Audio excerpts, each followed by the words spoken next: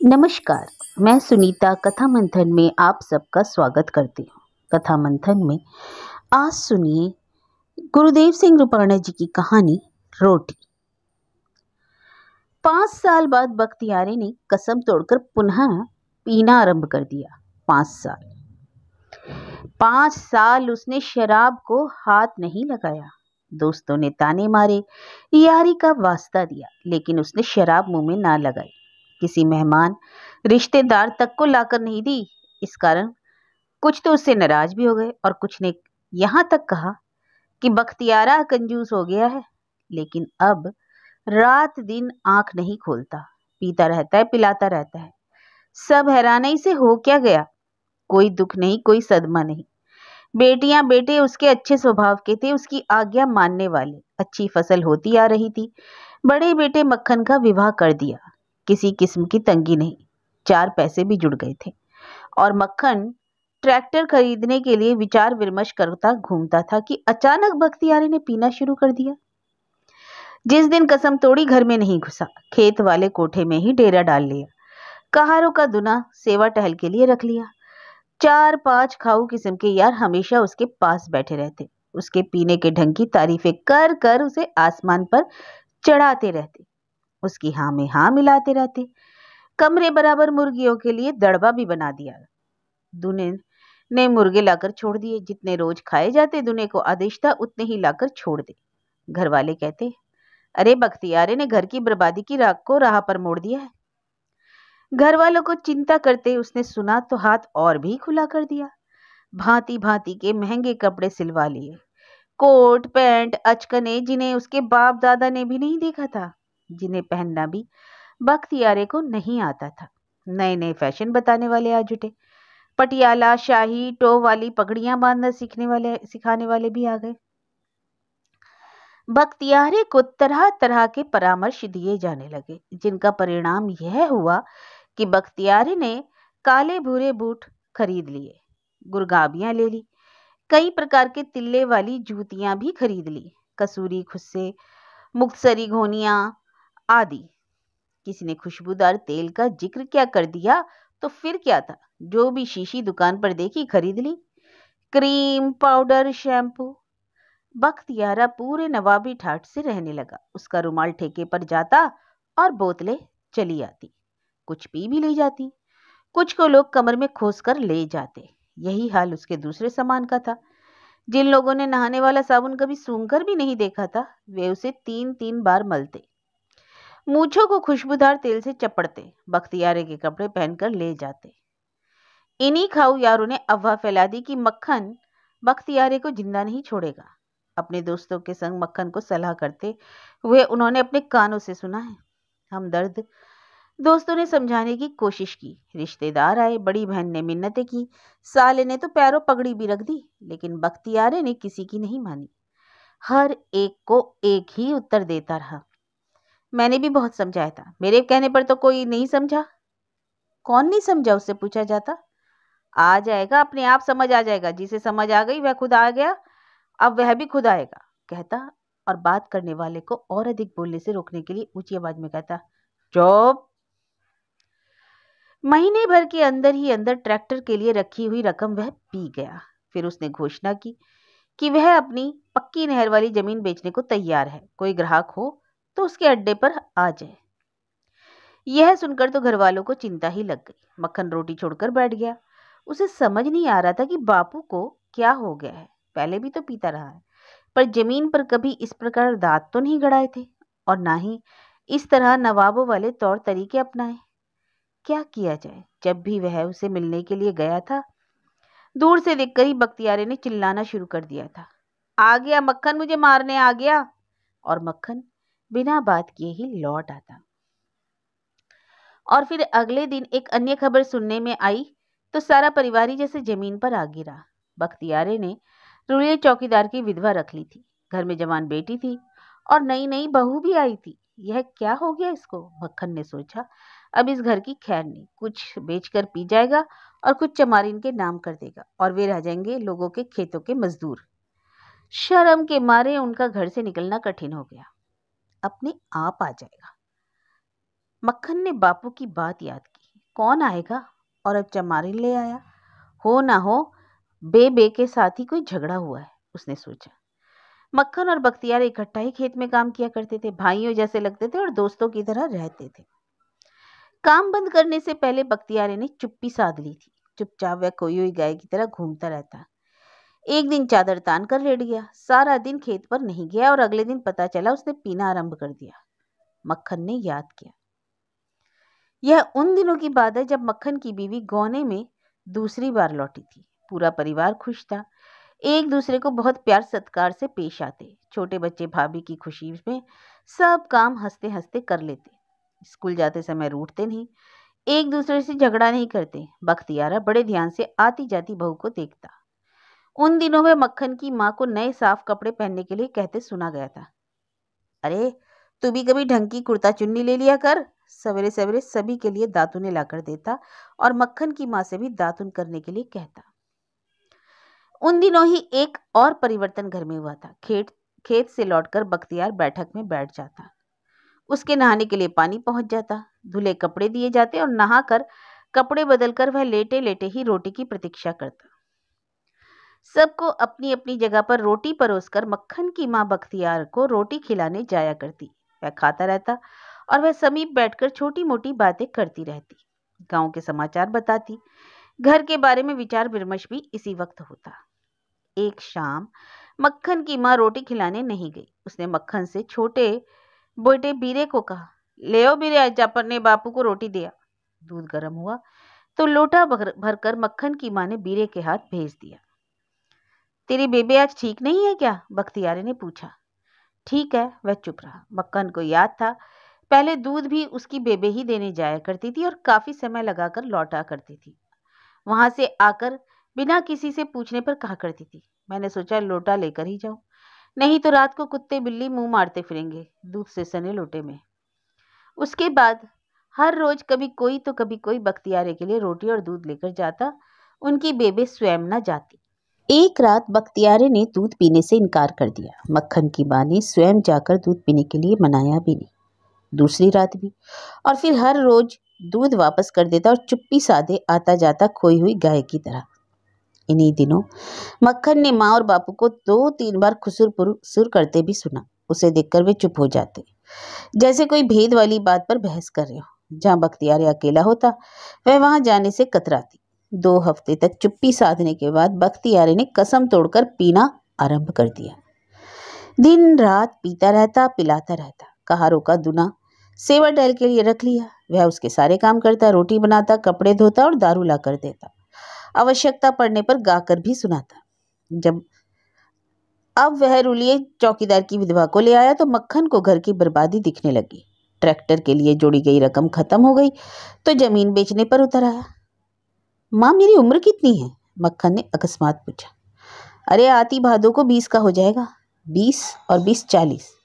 मक्खन ने माँ को सुनाते हुए सोचा, 40 या 1 आध साल और अधिक। बेबे, तुझे ब्याह कर आई को कितने साल हो गए? मक्खन ने दूसरा प्रश्न किया।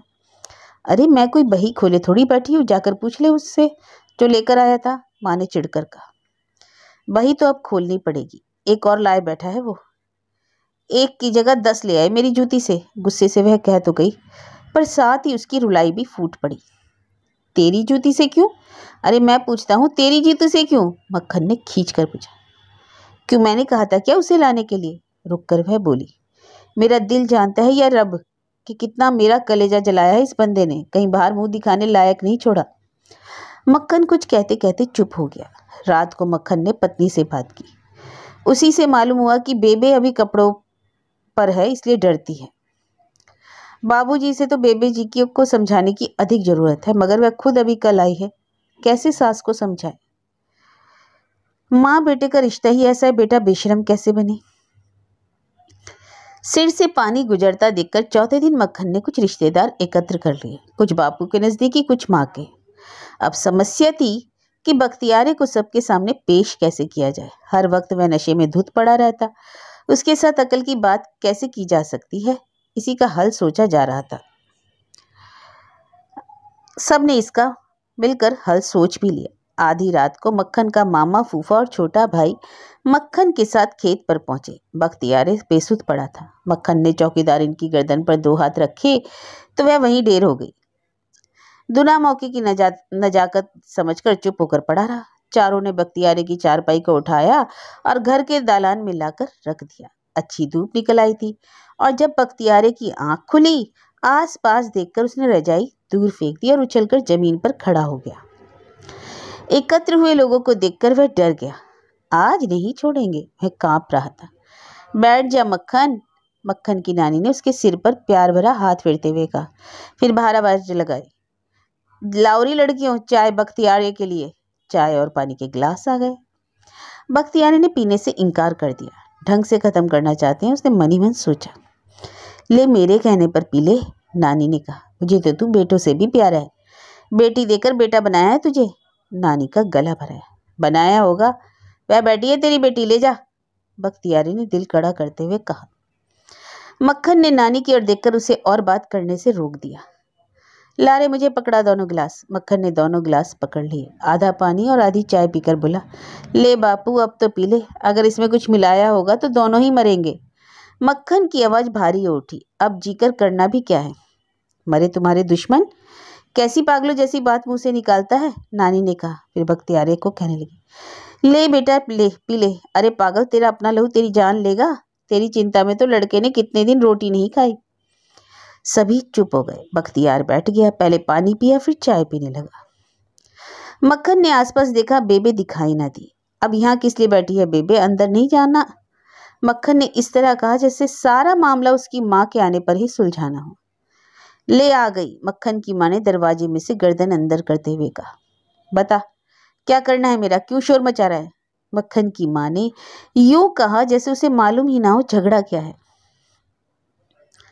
तुझे नहीं पता क्या करना है तेरा? मक्खन ने कहा। तू ही तो सारे बखेड़े की जड़ है, कहती है क्या करना है मेरा। मक्खन ने प्रारंभ से ही बापू का पक्ष लेना शुरू कर दिया, जैसे उसे बता रहा हो जो कुछ भी उसने इस हालत में किया वह ठीक ही है। ट्रैक्टर की रकम से उसकी जमीन की अधिक चिंता थी। चुप होकर बैठा रहे, माँ बोली। मैंने शुरू किया बखेड़ा? इनको चुप होकर बैठने के लिए इकट्ठा किया है, मक्खन ने सभी की ओर संकेत करते हुए कहा। अच्छा मचा ले शोर, नाच कर चुप। कोठे पर चढ़कर बजा दे ढोल। ढोल बजाने में कोई कसर रह गई है जो अभी और बजाना चाहती है? मक्खन बोल उठा। तू बापू से बात कर मक्खन, इस बेचारी पर क्यों उछल रहा है? मक्खन के मामा ने बहन की बेइज्जती होते देखकर कहा। दोनों से करनी पड़ेगी और बेबे से तो ज्यादा, मक्खन ने दृढ़ता से कहा। कर बेटा कर, नानी ने ताकीद की। तू अब ईश्वर की कृपा से सियाना हो गया, दोनों को समझाने लायक। फिर रुककर बोली, ये तो ठंडे दूध को फूके मार मार कर पीते हैं। ऐसा गुणवान तुम्हारा बेटा निकला है जिसने पैदा होते ही सारे परिवार की जिम्मेदारी अपने सिर उठा ली और तुम्हें खाली छोड़ दिया लड़ने के वास्ते। माँ बाप औलाद को समझाते तो देखे थे, यहाँ तो उल्टा ही रवैया चल पड़ा। एक बार फिर चुप्पी फैल गई। क्या झगड़ा है तुम्हारा? मक्खन ने के फूफा ने चुप्पी को तोड़ा। क्या होना था भाई, यूं ही फालतू में रोटी हजम नहीं होती, मक्खन की बेबे बोली। बेबे, बात सुन सियानी बनकर। मक्खन को सूझ नहीं रहा था कि बड़ी उम्र के लोगों के बीच कैसे बात करे। तू हम लोगों को गुलाम बने देखना चाहती है या सरदारी करते? यह भी कोई पूछने वाली बात है? माँ डायन भी होगी तो औलाद के लिए तो नहीं, बेबे ने कहा। तो फिर तू बापू को रोटी पानी क्यों नहीं पकड़ाती? क्यों बहते पानी में रुकावट डालती है? मक्खन जिस बात को बहुत मुश्किल से सोच रहा था बड़ी सहजता से कह गया। मैंने डाली है बहते पानी में रुकावट? मक्खन की माँ ने हट करने की तरह कहा। तूने ही सारा काम खराब किया है, मक्खन ने गर्म होकर कहा। ले ओ बीरा, बापू को रोटी दिया। ले ओ शिंदे, छिंदे बापू को दूध दिया। मक्खन ने माँ की नकल उतारी और अपनी बात का प्रभाव जानने के लिए सबके मुंह की ओर देखा। तेरे से नहीं पकड़ाई जाती रोटी अब, कहती है बहू आ गई। मैं पूछता हूँ बहू के आने से यह एक बख्तियार एक दिन में क्या 70-72 का हो गया? छिपती फिरती है जैसे कंजक हो, मक्खन गरजा। मक्खन की माँ की आंखों से आंसू बह निकले। सभी चुप हो गए। नानी बोली, बेटी लड़का ठीक कहता है, रस्सा तोड़ाकर जिधर चाहे दौड़ते फिरना, कोई भी टके सिर नहीं पूछेगा। आदमी के सिर पर ही औरत राज किया करती है और आदमी तूने कर दिया दूर, कैसे बात बनेगी? मक्खन की माँ उठकर बाहर जाने लगी तो मक्खन ने रोक लिया। अब बात को किसी नतीजे पर पहुंचा कर ही बाहर जाना। तुझे कुछ समझ में आया कि नहीं? क्या कोई ऐतराज है तो अभी बता दे, मक्खन ने नरम होकर कहा। शर्मसार हुई वह नजरें झुकाकर बैठी रही। अरे इसे क्या ऐतराज होगा? नानी ने बेटी की ओर विश्वास दिलाया। इसका डर है, मैं दूर कर दूंगी। इसका डर भी सच्चा है, पर भाई बीबी अपना घर संभालो, जग हंसाई ना करवाओ। बख्तियार सिंह की उम्र के लोग तो किसी ने कहा है अभी तक कुंवारे घूमते हैं। मगर यह बोलती क्यों नहीं? मक्खन ने गुस्सा दबाकर कहा। बोलू क्यों? तू तो बेशरम हो गया। मुझसे तो तेरी तरह जीभ नहीं हिलाई जाती ना। मक्खन की बेबे ने असहमत होते हुए भी सहमति प्रकट कर दी। मैं जिनका भला सोचती थी वही आंखें दिखाते हैं। एक बार फिर सब चुप हो गए, शायद यह सोचने के लिए कि मक्खन की माँ कैसा भला सोचती थी। मक्खन को माँ पर तरस आ गया, फिर वह बाबू पर बरस उठा। अच्छा साहिब पिताजी, मेरा यार बेटा, मेरा भाइयों जैसा बेटा कहते हुए तुम्हारा मुंह नहीं थकता था। अरे मैं पूछता हूँ, यार बेटे से एक बार भी बात नहीं की गई इस बारे में? मोल की औरत लाकर लोगों को दूल्हा बन बन कर दिखाना है। अरे अपने टब्बर से रोटी ना ली गई? मक्खन उबलती कॉलगेट की तरह बुलबुले छोड़ने लगा। अगर बहुत ही तंग हो तो दूसरा विवाह कर देते तुम्हारा, सीधी तरह घर लाकर रख लो, जिससे माँ को थोड़ी अकल भी आ जाए। अब तो बख्तियार भी रजाई में जाकर लेट गया। चुप्पी बहुत सघन हो उठी। मक्खन की नानी ने मक्खन को नरम होने के लिए संकेत किया। तनाव कम करने के लिए मक्खन ने छोटे भाई से कहा, जा बीरा, खेत से साहब के कोट उठा ला, संदूक में संभाल कर रख दे। बेबे ने रोटी ना पकड़ाई तो फिर काम आएंगे। और इसके साथ ही सभी हंस पड़े। नानी भी हंस पड़ी। बख्तियार की रजाई हिली। रसोई में से मक्खन की पत्नी की हंसी सुनाई दी। कैसे बातें बनानी आती है बेशरम को। मक्खन की माँ का मुंह रक्ती में उठा। एकदम सियाना बन गया है। बख्तियार रजाई लेकर पढ़ाया। ले पकड़। मक्खन की माँ बाहर से रोटी वाली थाली लाकर बोली, ले खा ले, अगर मेरे हाथों ज़्यादा ही मीठी लगती है तो मैं ही खिला दिया करूँगी। बख्तियार उठकर बैठ गया। थाली पकड़कर तिपाई पर रख दी। बुर्गी तो आप डालेगा या बेबे ही डाले? मक्खन ने व्यंग किया। और सभी ने हंसते हंसते बख्तियार की ओर देखा तो चुप हो गए, क्योंकि वह रो रहा था।